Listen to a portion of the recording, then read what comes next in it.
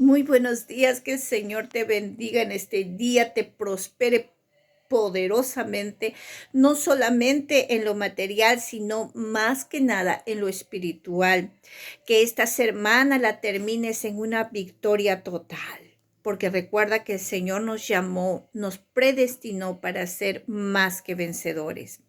Y en esta oportunidad, permíteme compartir contigo un pequeño devocional en Primera de Crónicas capítulo 15, donde habla acerca de cómo transportan el arca del pacto que llevaba la presencia de Dios. Recuerda que la vez anterior, el hacer las cosas mal, David hizo este mismo o tuvo la misma intención de transportar el arca, pero lo hizo a su manera, pidiendo el consejo de sus líderes, de la iglesia. Pero lo malo es que él no consultó a Dios, consultó a todo el mundo, pero no consultó a Dios, lo hizo a su manera, y esto lamentablemente terminó cobrando la vida de uno de los quien tuvo que, bueno, quien murió, pues no, al hacer las cosas incorrectas.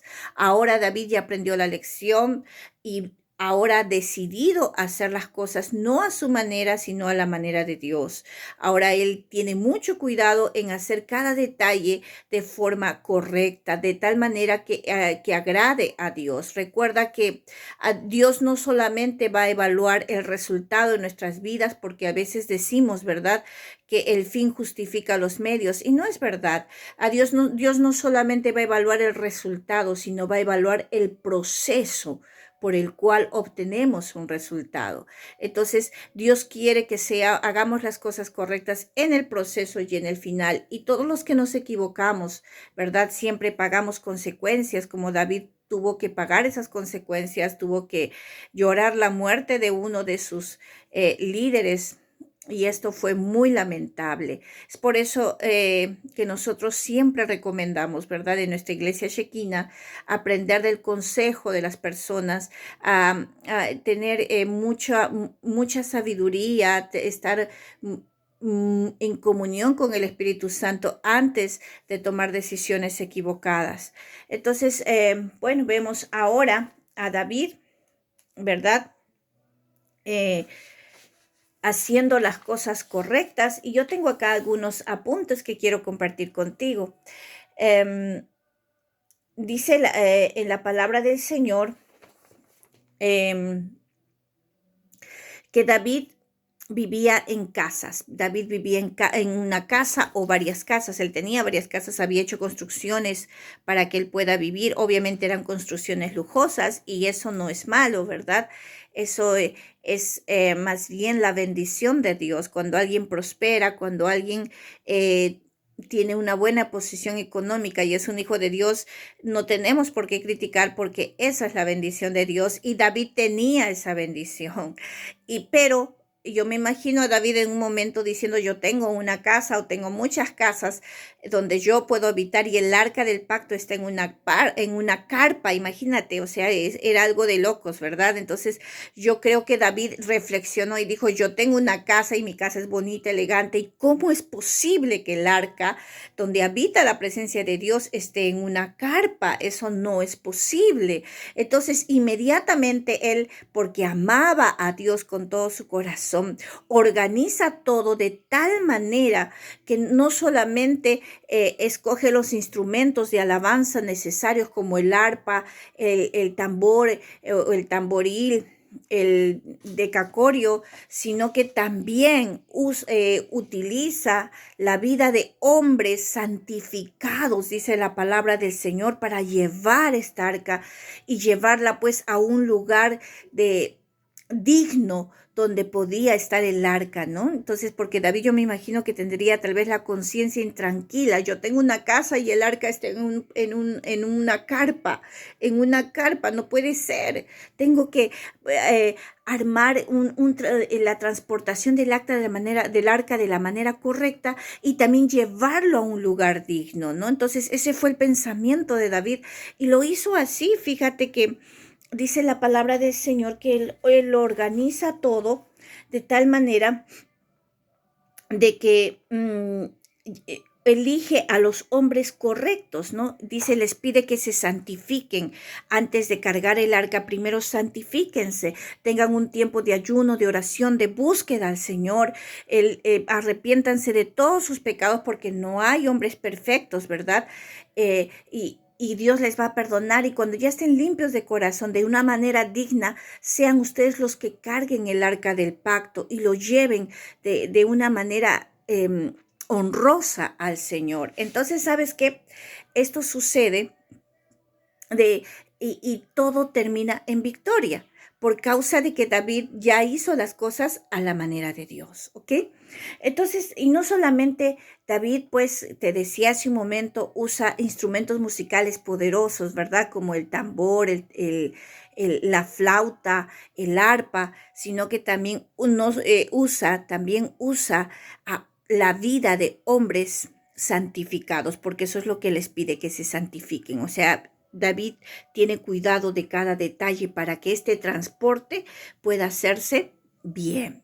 Entonces, mira, después de esto, él va a elegir a hombres, como te decía, santificados, y entre ellos tenemos a, por ejemplo, a Kenanías, ¿no? Kenanías dice que era poderoso en su voz, y era uno de los cantores principales. A él le da esa labor de organizar toda la adoración a Dios y hacerlo, de transportar el arca y hacerlo de manera pues sobrenatural, de una manera, ¿cómo te puedo explicar? De una manera espectacular, ¿verdad?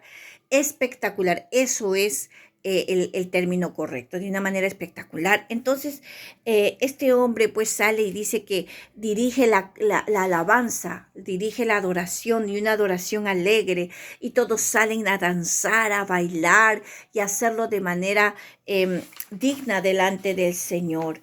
Y algo más añade David, y también ojo, pone 2 guardianes, dice la palabra del Señor, que pone 2 guardianes allí para que cuiden el arca del pacto, ¿no? Berequías y Alcana eran porteros del arca, y ellos, dice, guardaban el arca para que nadie la toque, para que nadie haga algún tipo o tenga algún tipo de actitud incorrecta delante del arca, ¿no? Nadie podía tocarla, por ejemplo, así por así, porque podía morir y también faltar el respeto al Señor, ¿no? Entonces, estos 2 varones eran los guardianes, los que cuidaban, los que vigilaban, que nadie se atreva a darle un mal uso al arca del pacto, ¿no? Se llamaban Berequías y Elcana, ¿no? Entonces, imagínense cuán importante es que tengamos celo por la casa de Dios, ¿no? Y también acá hay algo más que yo quiero añadir. Dice la Biblia que cada 6 pasos, se detenían a presentar un sacrificio, una ofrenda al Señor. Caminaban 6 pasos y se detenían y daban una ofrenda al Señor, ¿verdad?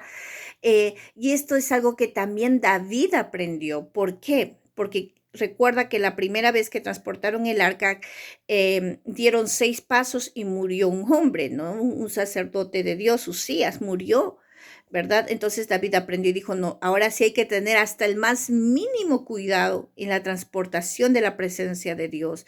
Hay un respeto por la presencia de Dios, y ese es el mismo sentir que deberíamos tener todos nosotros, ese sentir del respeto por la presencia de Dios, ¿verdad?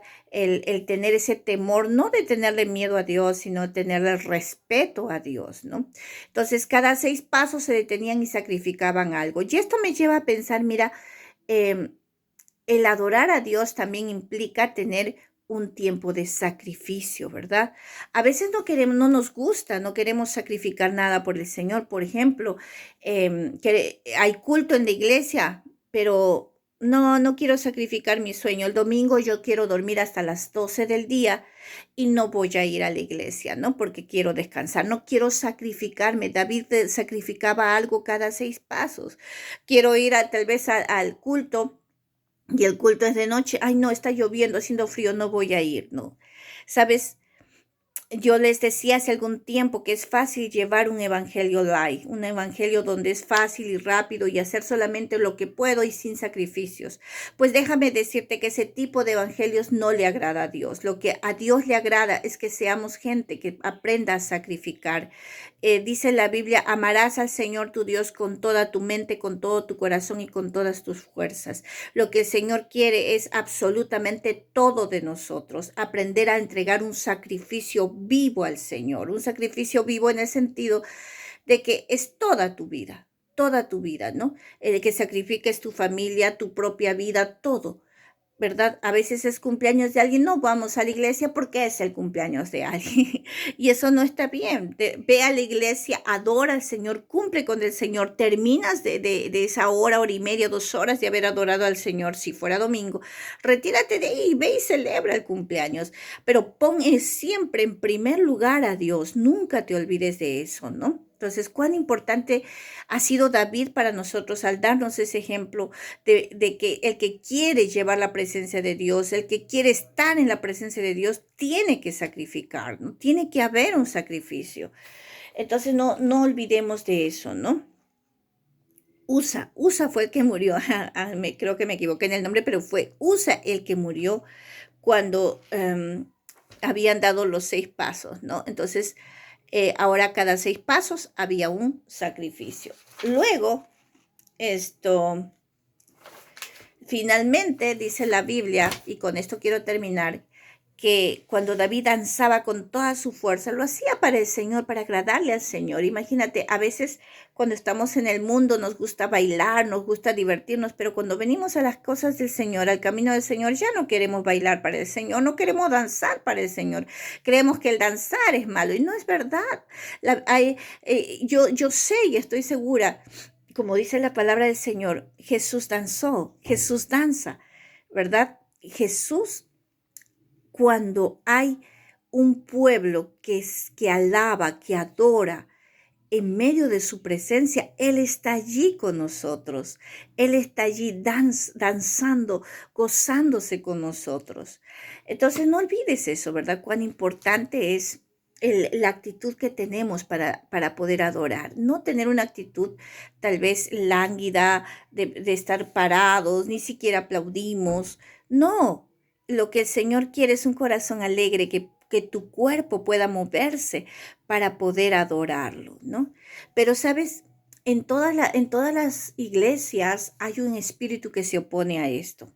La Biblia dice que cuando David estaba danzando, Mical lo estaba mirando y Mical se enojó, dice, lo despreció, ¿verdad? Por causa de la forma como él adoraba, porque bailaba y adoraba a Dios. Y muchas veces vamos a tener el espíritu de Mical en las iglesias oponiéndose a la adoración, diciéndote, no, ¿para qué vas a adorar? ¿Qué vas a estar moviéndote? ¿Qué vas a estar aplaudiendo? No, la adoración no es importante y no es verdad. La adoración es muy importante para que pueda fluir la palabra del Señor en todos los cultos. La adoración es la parte tal vez más importante del culto porque es el tiempo donde tú le rindes honores a Dios, donde tú das de todo tu corazón una adoración genuina al Señor. Entonces, en el nombre de Jesús, que ese espíritu de Mical sea derribado en la mente de todas las personas que han sido atacadas por este espíritu. David le dijo a Mical, si crees que yo he hecho el ridículo, si tú crees que soy vil, pues me haré más vil en la presencia de Dios. En otras palabras, si tú crees que yo hago el ridículo, pues qué pena por ti, porque yo voy a seguir adorando. Y si has visto que me movía mucho, que danzaba mucho, pues voy a danzar con más fuerza todavía, porque estoy adorando a mi Dios, a Jehová de los ejércitos. Amada iglesia, amado hermano que me escuchas, que nada te detenga a adorar a Dios con todo tu corazón. Y recuerda que Dios no solo evalúa el resultado, sino también el proceso. Que Dios te bendiga en esta mañana y que, como te decía al inicio, lo termines en victoria. Bendiciones.